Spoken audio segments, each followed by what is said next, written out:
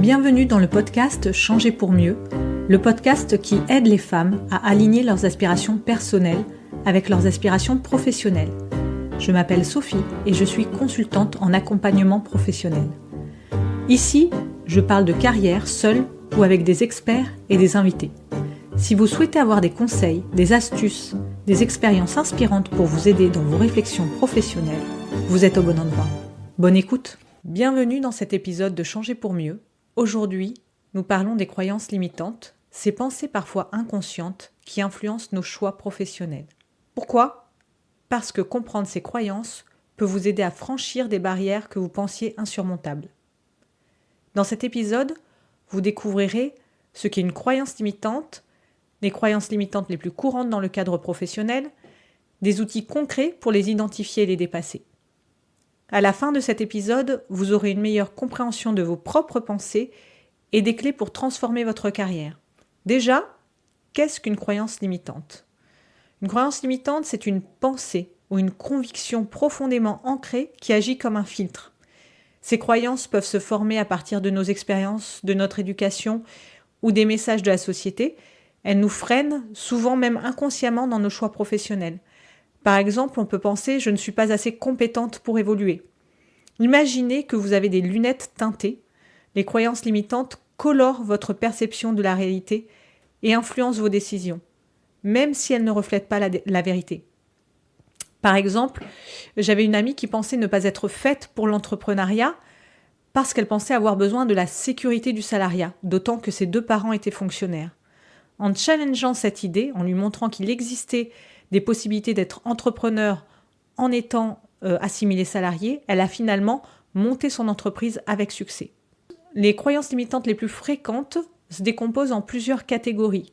Il y a celles qui portent sur nos capacités, où on va penser « je ne suis pas assez compétente ». L'origine de ces croyances limitantes peuvent être des peurs liées à des expériences passées ou à des échecs qu'on a vécus et qu'on n'a pas réussi à surmonter. Il y a des croyances limitantes aussi liées au temps ou à l'âge, où on pense qu'il est trop tard, par exemple, pour changer de carrière. Là, l'origine de ces croyances limitantes vient plus des normes sociales, sur ce qui est acceptable ou pas à un certain âge. Il y a des croyances limitantes sur le succès et l'échec. On se dit, si j'échoue, tout le monde verra que je ne suis pas capable. Voilà, je suis une incapable, si j'échoue, tout le monde le verra. Il y a des croyances limitantes aussi liées au regard des autres. Que vont penser mes amis, que vont penser mes collègues, que va penser ma famille si je fais ça ? Il y a des croyances limitantes aussi liées à l'équilibre vie privée, vie personnelle. Où on se dit, je ne peux pas avoir une carrière épanouissante, réussie, qui gagne bien, et une vie de famille équilibrée. Je suis obligée de faire un choix. Est-ce que, parmi ces différentes catégories de croyances limitantes, vous reconnaissez une ou plusieurs de ces croyances dans votre propre parcours ? Prenez un moment pour réfléchir à ça. Maintenant que vous avez vu les différentes catégories de croyances limitantes, on va voir comment identifier ces croyances limitantes. Une première technique peut être le fait de tenir un journal des pensées. Prenez un joli carnet, vous pouvez aller chez Action ou un autre magasin pour l'acheter pas cher, qui soit sympa. Notez vos réflexions récurrentes et demandez-vous d'où vous vient cette idée. Ensuite, confrontez cette idée, cette pensée, en vous demandant si elle est basée sur des faits ou sur des suppositions.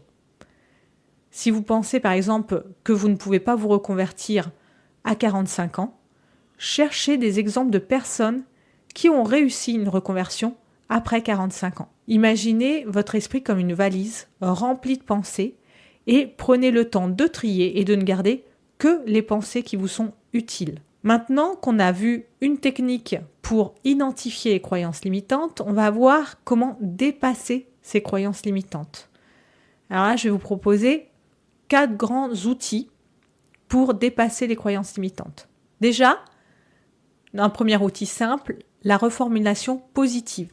Transformer « je ne suis pas à la hauteur » ou « je n'ai pas les compétences » en « je peux apprendre et évoluer ». Donc reformuler de façon positive vos croyances limitantes. Si vous avez une croyance limitante sur l'équilibre vie privée, vie pro, par exemple, en se disant « je ne peux pas tout avoir, je ne peux pas avoir une carrière réussie et une vie de famille équilibrée. Transformez-le en je peux déléguer certaines choses, je peux m'organiser autrement. Par exemple, si vous pensez je suis trop vieille pour changer de carrière, essayez de reformuler en disant chaque étape de ma vie est une opportunité pour apprendre et évoluer. Ou il n'est jamais trop tard pour poursuivre mes passions. Ou mon expérience passée est une richesse que j'apporte dans cette nouvelle aventure. Un autre exemple, si vous pensez je n'ai pas les compétences nécessaires pour réussir, reformulez en disant je suis capable d'apprendre tout ce dont j'ai besoin pour réussir.